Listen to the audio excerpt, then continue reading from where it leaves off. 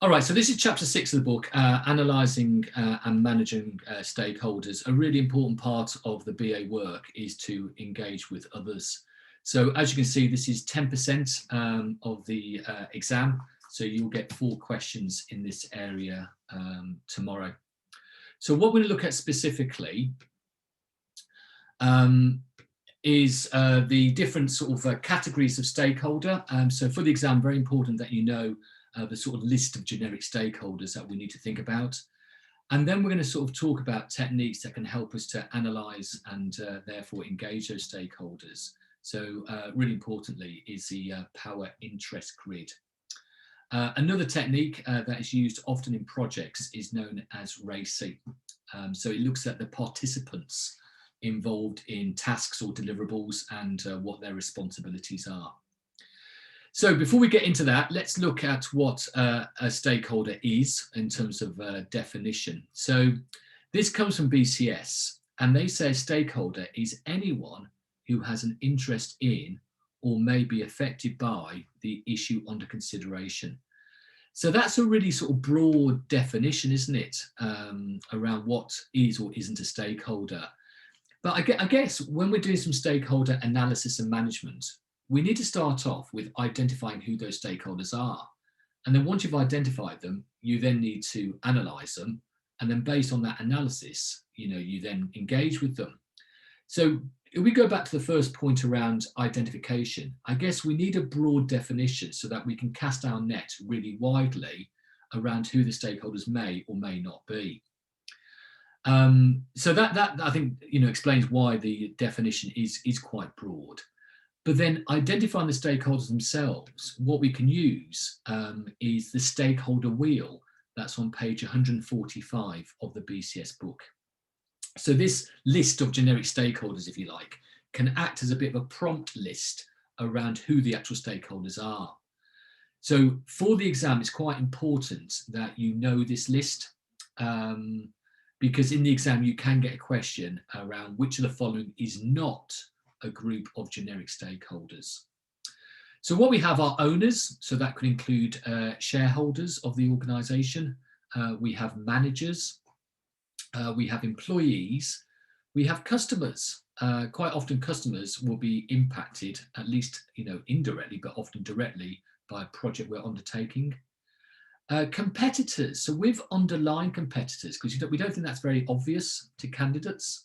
But a competitor is a legitimate stakeholder. If we go back to the definition, a stakeholder is anyone who has an interest in or may be affected by the issue under consideration. So a competitor could be interested in a project that you're undertaking that gives you some competitive advantage over them. They could be affected by a project you're undertaking. I'm not suggesting that we need to communicate with competitors, but they fall under the definition as stated on the slide. Regulators, so for example, the Financial Conduct Authority, and then we have partners and suppliers.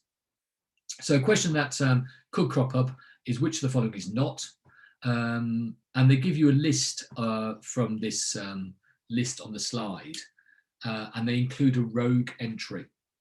So for example, testers.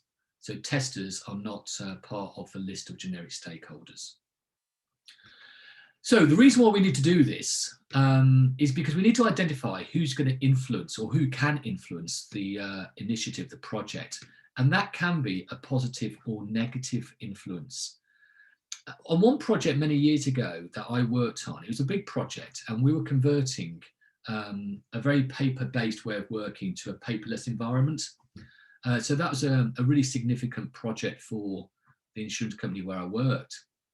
And I remember a guy that worked in the underwriting department, and he'd been in the business for nearly 40 years. His name was Ken, and Ken just loved paper. He loved paper files. So he was really quite angry at the prospect of losing paper and looking at all correspondence as an electronic image on the screen. So his influence was, quite negative.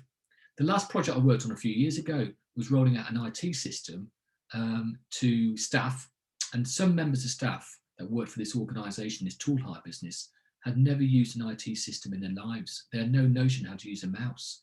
So you can imagine their anxiety around the project. And I think you always get that with a project. You always get some resistance to change, won't you? So we need to think about who's going to influence, and also what their kind of influence will be. You know, do they have a lot of influence, a lot of power, or not?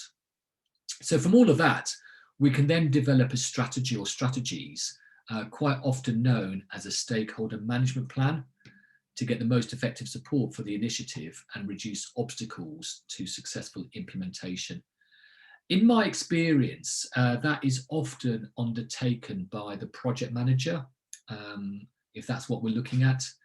However, the business analyst, without any doubt, can be involved in it, and we can sort of help shape the contents of it. We can help do stakeholder identification and analysis.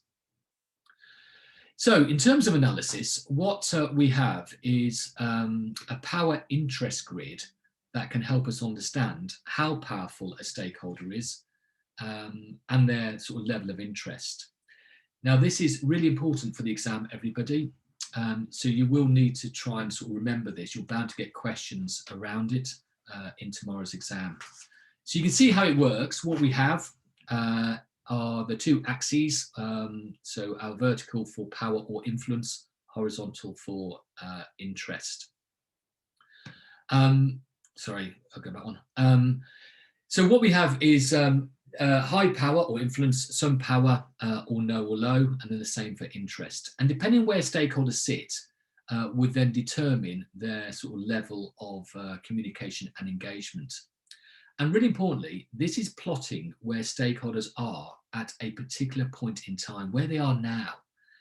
So this then needs to be refreshed on quite a regular basis, because what you'll find is that stakeholders' position on this grid will change over a period of time, potentially. So it's not a static view that remains constant. It just needs to be refreshed. So what we have then are stakeholders that have high power and high interest. So they need constant active management. So for example, I'd expect the project sponsor to be in that cell. He or she does have a lot of power or influence, and they really should have a high degree of interest. So constant active management for me is lots of face-to-face consultation, really. We then have stakeholders who have high power, but maybe only some interest, in which case we keep them satisfied. So that could be, for example, senior directors who are indirectly impacted by the project. We have stakeholders who have high power, but no or low interest. So again, maybe some senior people in the organisation that do have a lot of power, but really have no interest at all in the project. So what we want to do is watch them, because their interest could grow. So over a period of time, they may move towards the right-hand side.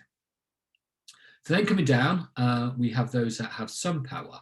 Well, if they have some power, it doesn't matter what their level of interest is, whether it's low, some or high, we keep them on side. So for me, that would normally infer a bi-directional flow of communication traffic. So what I would do is, let you know about what's happening, but I'd also need your input into various aspects of the project. So it tends to be bi-directional. Middle managers might sort of sit there in that sort of band. Regulators maybe, depending on their degree of power, they can be quite powerful. So a little bit subjective maybe. If we then come down, we have stakeholders who have no or low power, and then some or high interest, in which case we keep you informed. So for me, that's a one-way flow of communication traffic. What I might do is send you a monthly update, but I don't need anything back from you. So just one-way traffic, keep informed. So maybe our end customers might sort of sit in that area. And then we have no or low power and no or low interest. And for those stakeholders, we can ignore them. For now, because of course their position could change, but for the moment, they essentially can be ignored. They're not really a stakeholder in my view. So therefore, everybody, some stakeholders can be ignored, can't they, based on that grid. I think this grid is useful around analysing stakeholders. However, I'd be a bit cautious about maybe sharing this across the wider organisation. People may sort of take the ump if they see they're going to be ignored. It's not very engaging, is it? But what it's useful for is acting as an input into the stakeholder management plan that sets out the sort of communication frequency and methods for the project. So it's more of an input to the communications plan or stakeholder management plan. Okay, so that's how the power interest grid works. Really important that you know the grid. You can get questions around the axes, but quite often you can get a question around how would you manage a stakeholder that has, for example, high power but low interest. So of course the answer is watch. How would you manage a stakeholder who has some power and some interest? So keep on side. We've tried hard to come up with a way of trying to remember the grid, and I haven't come across anything great, but we have got something that I'll share with you on the chat that might help you. So let me just type this carefully because I need to get it right.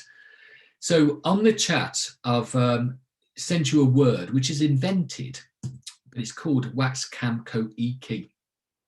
And it's just one way of trying to remember it, because if I was reading this grid, the way I'd naturally read is from top to bottom, but from left to right. So what we have is capital W, small a for watch, and then capital KS for keep satisfied, capital CAM for constant active management. And then we come down, we've got KO for keep on side, then we come down again, I for ignore, and then KI for keep informed. So Waxcamcoiki is one way maybe of trying to remember the grid, because I know it can be a bit of a challenge for the exam. Right, okay, so that's the power interest grid. The next technique then is looking at RACI. RACI is quite a popular technique used by project managers, but can of course be used also by business analysts. And it is there to describe stakeholder responsibilities. So what we're sort of thinking about are the tasks or deliverables that we're going to sort of produce, and the extent to which the stakeholders are involved with them. So the example on the slide that you have are a set of outputs starting with the business case, going down to what's called a class diagram. We'll talk about some of these deliverables later on in the course. Across the top then, we've got some roles. So project sponsor, senior user, business actor or user, and so on. And then in the cells, we populate with the RACI. So R is for responsible, A is accountable, C consulted, and I informed. And for the exam, you'll need to know what those RACI really mean. So let's have a look at that. So for responsible, that's the individual or individuals responsible for creating or developing the deliverable or performing the task. In other words, they're the ones doing the work. So if I go back, we know that for the interview notes, it's a business analyst who's responsible for creating them. So the BA is going to be doing the work of creating those interview notes. We then have accountable. So that person is answerable for the quality of the deliverable or the task. So if it's of great quality, they take the credit. If it's poor quality, they take the backside kicking. So for the business case, the project sponsor is ultimately accountable for the business case. The project sponsor won't produce it. That might be done by the PM, maybe even a business analyst, but he or she is accountable. Consulted then, consulted is providing information relevant to that deliverable or the task. So what we have to go back is the senior user will be consulted around the business case. They will provide input into it. So consulted provides information to the deliverable or task. And then the final one is informed. So those that are informed are just simply informed about the deliverable task. They may not have contributed directly to it. So for example, you'll see that the project sponsor is informed about many of the outputs here, but we don't need anything back from the sponsor on those particular deliverables. They're just kept up to date, informed about it. All right, RACE is really useful as a way of just thinking about tasks or deliverables, but also thinking about the responsibilities of the participants, really.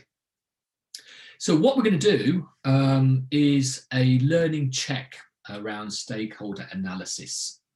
So as before with the learning checks, keep your eyes on the screen, not on your printed slides, and we're going to use chat to reveal answers. So if you remember from yesterday, we'll do chat, hold and fire. So for each question, put the answer that you think is correct in the chat. And then when you've done that, don't send it, but just put your raised hand up so I know that everyone's ready to send. Okay, so question number 1. How would you manage a stakeholder who has low power and high interest? So answer in chat, but don't send, but put your raised hand up.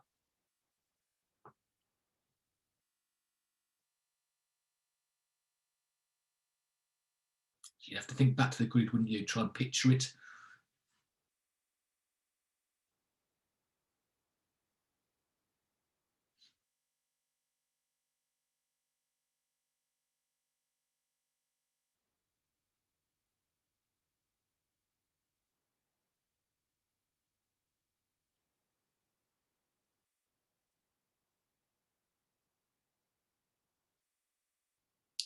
Okay, everyone's got their raised hand up. Right, so now send it through on chat.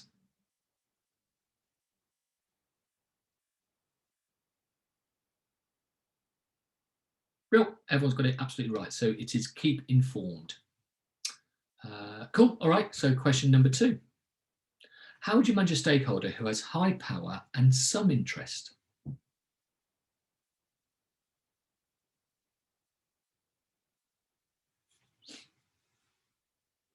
So again, raise your hand when you've got it ready to send.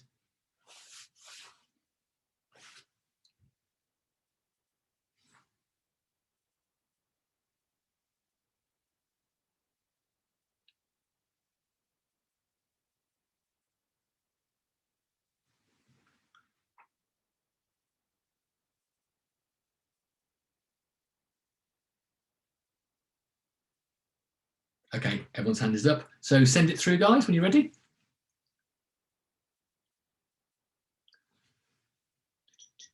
So the correct answer is keep satisfied. Keep on side would relate to some power. So if you've got some power, it doesn't matter what your degree of interest is, low, medium or high, it is keep on side, but high power, some interest is keep satisfied. It's quite a difficult grid, I think, to remember. Okay, let's look at the next question. What stakeholder category monitors whether changes proposed by an organisation comply with the rules they enforce? So that's quite a tricky question. Think back to the list of generic stakeholders.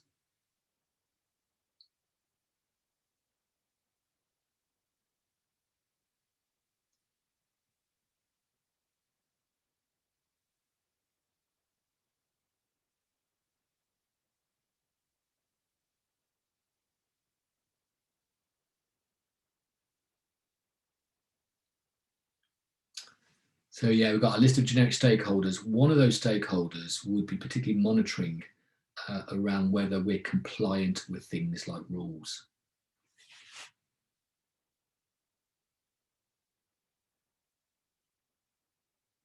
Okay, everyone's got their hand up, so send it through now.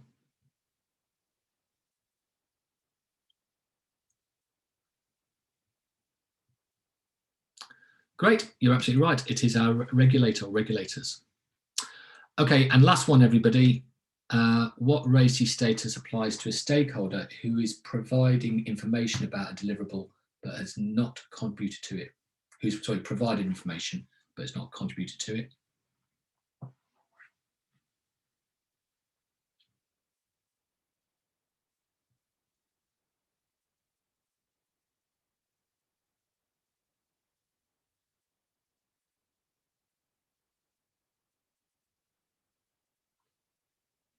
Okay, 4 hands up, I think.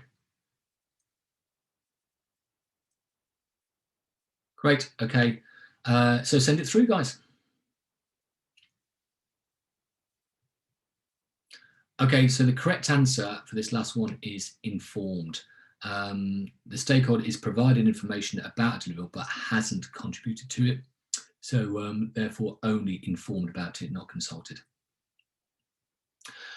Okay, guys, so that's an important aspect around stakeholder analysis and management. For BAs to do their role effectively, we do need to think about, who are the stakeholders? We need to work closely with them, ties in very, very much with the investigation techniques that we talked about yesterday.